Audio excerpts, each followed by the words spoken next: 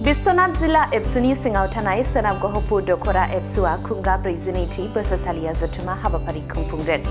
थांनाय 7 डिसेम्बर खालि बे हाबाफारिखौ राजगड़आव थानाय सोनाब गहपुर दखरा एबसुनि गाहाय मावख'आवनो खुंफुंनाय जादों। 42थि बोसोरसालिया जथुमा हाबाफारिजोंनो लोब्बा लाखिनानै सोलोंथायारि सांग्रांथि मेलबो खुंफुंनाय जायो।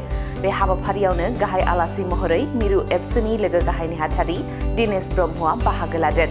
बेजों लोगोसेनो मेल बेखेवगिरि आलासि महरै गहपुर जिल्ला बर' थुनलाइ आफादनि आफादगिरि सबिराम नार्जारिया बाहागो लादों। मख'नो गोनांदि बे हाबाफारियावनो मिरु एबसुनि लोगो गेलेमु नेहाथारि मनिराम बरगयारी, बिश्वनाथ जिल्ला एबसुनि आफादगिरि उकेल बसुमतारी आरो सोलोंथाइ नेहाथारि सन्जय बसुमतारीजों लोगोसे जिल्लानि गोबां दैदेनगिरिफोराबो बाहागो लादों। बेनि अनगायैबो दखरा एबसुनि सिङाव थानाय ओनसोलनि मेलेमजिबि आरो फरायसाफोराबो बे हाबाफारियाव बाहागो लादों। बे हाबाफारियावनो बाहागो लानानै मिरु एबसुनि लोगो गाहाय नेहाथारि दिनेश ब्रह्मआ मा बुंथिदों खोनासंदो। बिश्वनाथ जिल्लानि मोनसे गोख्रों दखरा आफाद सोनाब गहपुर दखरा दुलाराय बर' फरायसा आफाद आरो बिथांमोननि 42थि थान्दै जख'नाय बेखौ बिथांमोना सानसेनि हाबाफारिजों गाजा गोमजायै खुंदों आरो बे हाबाफारिजोंनो लोब्बा लाखिनानै बिथांमोना स्कुलाव फरायबाय थानाय कलेजाव फरायबाय थानाय फरायसाफोरखौ लानानै मोनसे सोलोंथायारि सांग्रांथि मेल लादों आरो बे मेलाव आङो दुलाराय बर' फरायसा आफादनि सासे सोद्रोमा महरै बाहागो लानानै जोबोद गोजोननाय मोनदों आरो बेनि थाखाय आङो सोनाब गहपुर दखरा दुलाराय बर' फरायसा आफादनि गासै बिबानगिरि आरो मावथि बिथांमोननि साबायखर बावदों।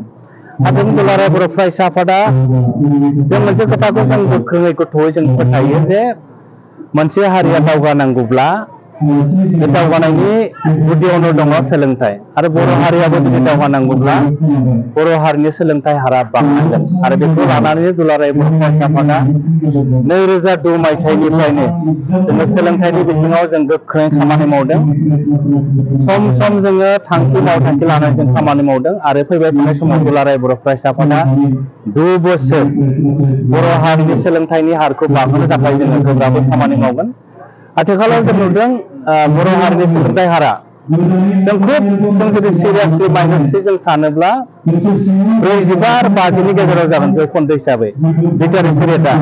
नाथाय जों आसामनिखौ नुदों आसामनिया जाहैबाय 89.5 माने 90%। आसामनिया जुदि 90% ब्ला बर'फोरनिया 45% जों माने 50% जों खमायनानै दङ। ओंखायनो बर' हारिखौ जों दावगानो थाखाय दुलाराय बर' फरायसा आफादा समाज फोसाबनायजों लोगोसे जोंनि लेखा फरायनायनि जौखोन्दोखौ जों बांनो थाखाय दुलाराय बर' फरायसा आफादा फैबाय थानाय समाव जोङो गोख्रों खामानि मावगोन।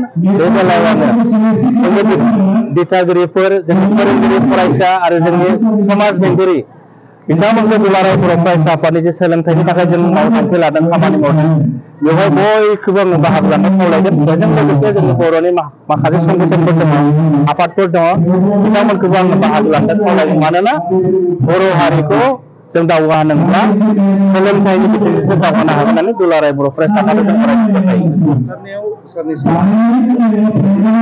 फैबाय थानाय जि लाइमोनफोर बिसोर जि हारिमुखौ बिथांमोनखौ बांसिन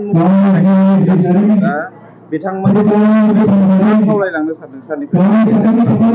जोबोद दुखुनि बाथ्रा, दुलाराय बर' फरायसा आफादा सोलोंथाइनि बिथिङाव जों खामानि मावनाय हिसाबै जों माखासे जेंनाफोरखौ जोङो मोगा मोगि जानो गोनां जादों आरो जोंहा वेल एक्सपिरियेन्स।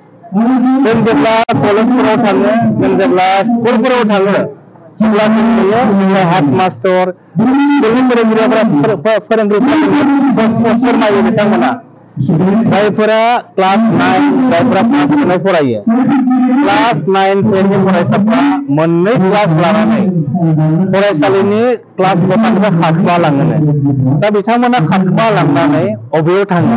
न'आवबो थाङा, न'आव थांबा बिमा बिफा मानोना बै जायफोर फरायसाफ्रा क्लास रुमनिफ्राय खारखोमा लाङो बिथांमोना बाहेराव थांनानै सोरबा ड्राग्स जायो, सोरबा जुवा गेलेयो, सोरबा मबाइलाव गेम गेलेयो। बिदिनो माखासे जोंनि समाजारि जायफोर गाज्रि खामानि बिथांमोना बेफोराव गावखौनो मुखुब खालामनानै थानायखौ जोंनो फोरमायो आरो जों नुदों। बेखौ नुनानै जों बोरै फोसाबनो हायो?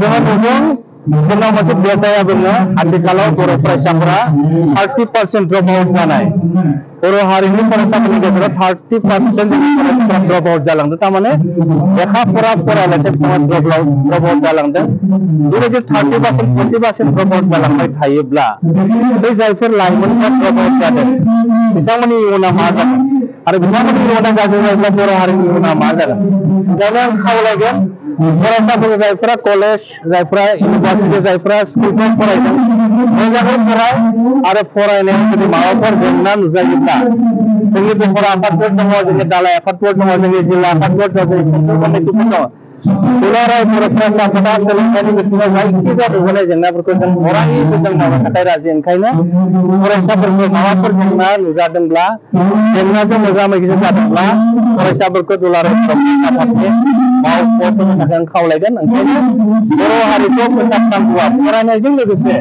बर' हारिखौ फोसाबनांगौआ बर' माहारिबादखौ जोङो फोथांलांनांगौआ साफ्रोमबो लाइमोनफोरनि सायाव साननानै दङ लाइमोनफोरा मोजां जाब्लासो लाइमोनफोरा लेखा गोरों जाब्लासो बर' हारिखौ उनाव जौगानो ओंखायनो बयबो लाइमोनफोरखौ आङो मोजां फरायनायनि गेजेरजों गुन गोनां सोलोंथाइनि गेजेरजों आरो बर' हारिनि माखासे जायफोर जोंनि गेना गोरोन्थि दङ बेफोरखौ फोसाबलांनायाव बयखौबो आं बाहागो लानो थाखाय दिनै सोनाब दख'रा दुलाराय बर' फरायसाफोरनि जि जख'न्थाय बेनि गेजेरजों बयखौबो आं गुरै खावलायहरबाय।